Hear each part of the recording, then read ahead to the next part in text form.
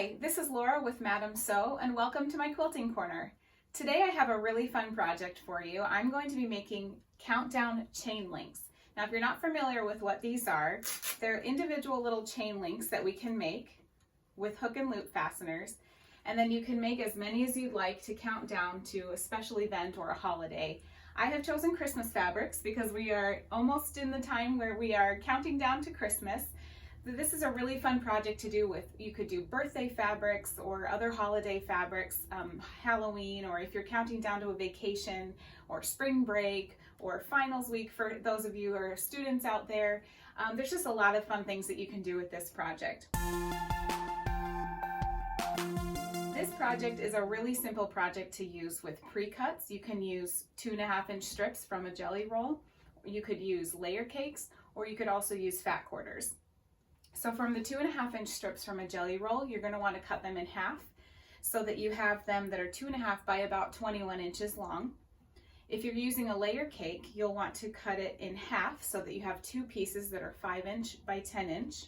And if you're using a fat quarter, you could also cut them 5 inches by 10 inches, and you should get 6 of those out of one fat quarter. In addition to the fabric requirements, you will also need fusible fleece for this project. And you are going to cut them into pieces that are 2 inches wide by 9.5 inches long, and you'll need one for each chain link. So for however many chain links you will be making, you'll need one of these for each chain link. You will also need hook and loop fastener. I have chosen hook and loop fastener that is about 3/4 of an inch wide, and we will be cutting those into strips of 1.5 inches long that looks like that. So you'll need a set of those for each of the chain links as well. So let's get started. Now the chain links will be constructed a little bit differently depending on if you're using the 2.5-inch strips or the layer cake fat quarter size. First I'll walk you through the 2.5-inch strip, and then we'll look at the other size afterward. So the first thing you want to do with your strip is take your 2.5-inch by 21-inch piece, and we're going to find the center. So just fold it the short way here, and we're just going to press a little fold right in the middle. This will help us place the fusible fleece in the right spot. Just give that a little press. So then you want to open this up and lay it right side down. Then you want to take your fusible fleece strip, again that's 2 inches by 9.5 inches, and we're going to place this right in the middle. Now fusible fleece has kind of a rougher side to it, the scratchier side, that's where the bonding is. So you want to place that down on the wrong side of the fabric. We are going to give this a press so that it helps bond it to that fabric.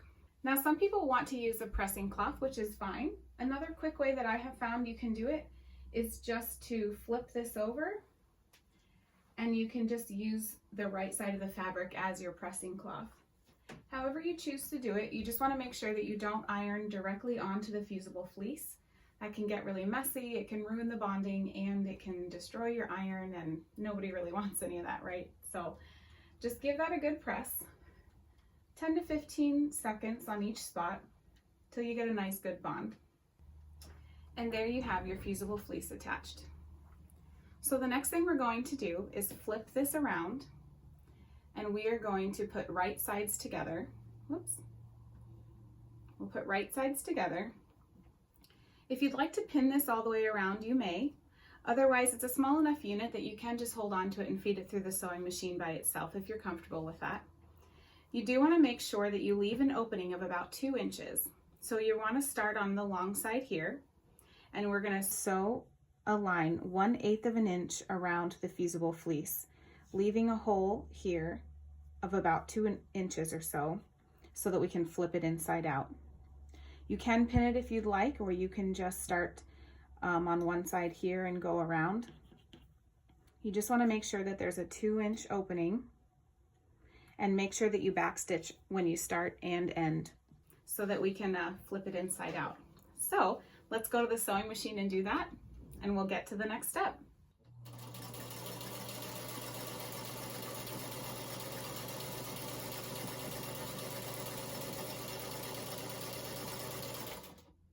Okay, so now we have this strip with my opening right here. I don't know if you can see that on the screen, but you may be able to catch it on the other video. So now that you've sewn a 1/8 inch all the way around that fusible fleece, you're going to cut the excess off of the sides. Now, I usually cut about 1/8 of an inch, but if you'd like to do 1/4 of an inch, you can. With a unit this small, when you flip it inside out, I think the 1/8 of an inch makes it a little bit tighter. Then you'll take the other side and do the same. You just want to do 1/8 of an inch from your seam there. Oops. Let's do that one a little bit better. And there you have your strip ready. It has that 1/8 of an inch seam all the way around the fusible fleece. We've cut off the excess fabric on the sides, and we have cut out the corners there. So we're going to set this one aside and we'll take a look at the other size. If you're doing the layer cake or fat quarter size, you'll have your pieces that are cut 5 inch by 10 inches. Now with the 2.5 inch strip, we folded it on the short side, and this time we're going to fold it on the long side, and we want to find that middle. So just give that a press to find that center, and we will place the fusible fleece inside the long way this time. That's the only difference really. There's one other variation coming up too that will be different. So we're going to lay your fusible fleece, again that rough side you want to place down on the wrong side of the fabric, and we will take this over to the pressing mat and give it a little press. Make sure that stays in the center.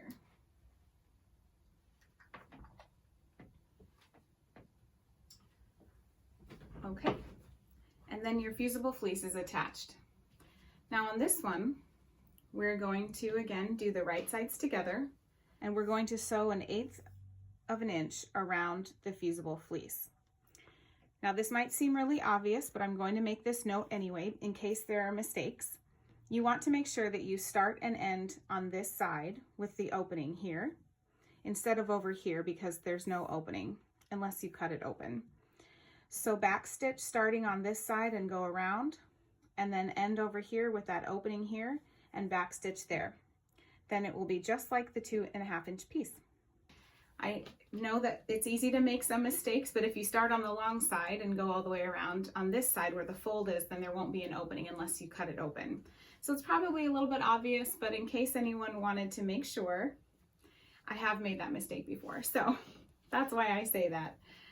So we are going to again do our back stitching and do 1/8 of an inch all the way around and leave that 2 inch opening. So let's do that at the sewing machine. So now I have sewn both of these units with the openings here and here. And from here on out, they're going to be the exact same. So I'm going to set this one aside. And the next thing we're going to do is to cut these little corners off here. I know they're really small, but it does make a big difference in making those corners really nice once we flip it inside out. So we're just going to take a ruler and cut off about 1/8 of an inch in the corner.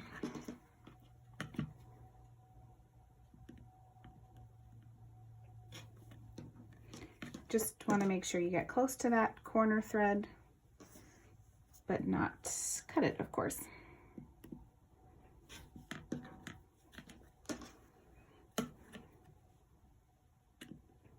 You're not cutting off a ton of fabric here, but sometimes that can help make those corners much nicer once we turn it inside out. Now that we have both of our units, we've cut off the excess fabric on the sides, we have our corners cut, and we have that 2 inch opening on either side for both of these. The rest of the steps are basically the same throughout. So let's take the first one, and we are going to very carefully flip these inside out. So you just want to find that opening, and you just start carefully stuffing the fabric through.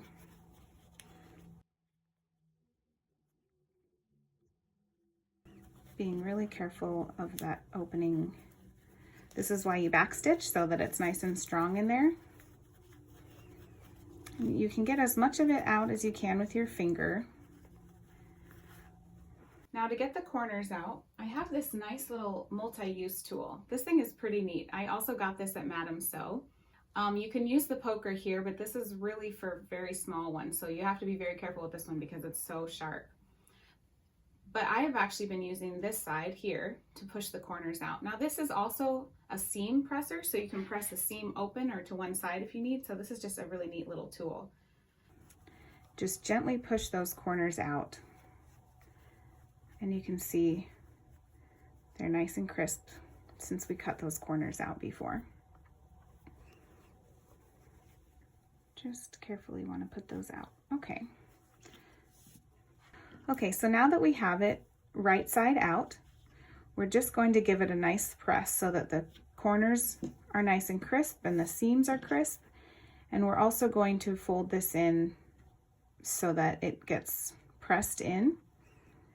And then we're going to sew around the whole thing. So let's press it first. Kind of want to roll those seams out so they're nice and tight out, nice and sharp.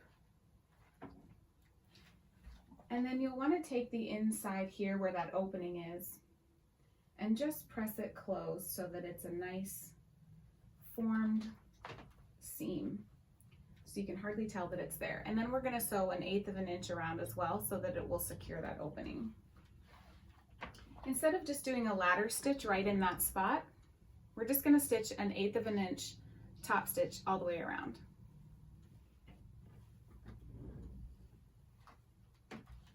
Now that it's been pressed around here, it's looking really cute so far, and now we're going to stitch 1/8 of an inch all the way around, and that will close up that hole here. Instead of doing a ladder stitch or something just in that spot, we're going to do 1/8 of an inch all the way around. Now, once you have your 1/8 of an inch seam all the way around, these are just looking so cute, aren't they? If you wanted to leave them like this and add your hook and loop fastener at this point, you can. But I like a little bit of a more finished look with this extra quilting on here. And I chose this red thread because I thought it was a fun pop of color. And it even looks fun on this candy cane fabric that's a little bit wild, but it's fun.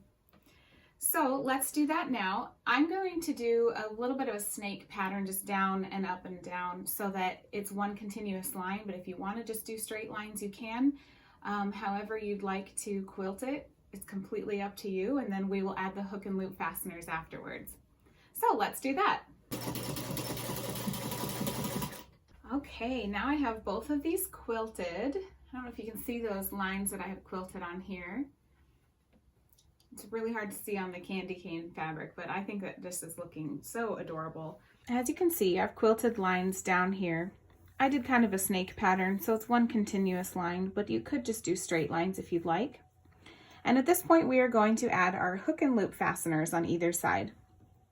Now, if you're not sure where to put these, I think at this point, the fabric kind of tells you where it wants to go. This seems to have a natural curve this way. So instead of fighting it and doing it that way, you just want to kind of go with how the fabric feels like it's going. So you want to make sure that you are going to put one part of the hook and loop here and the other part of the hook and loop here. So I will attach this one here, and it doesn't matter which one you want to do on either side.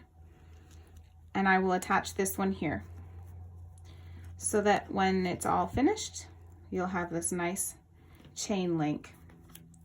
So I will go to the sewing machine now and add the hook and loop fasteners.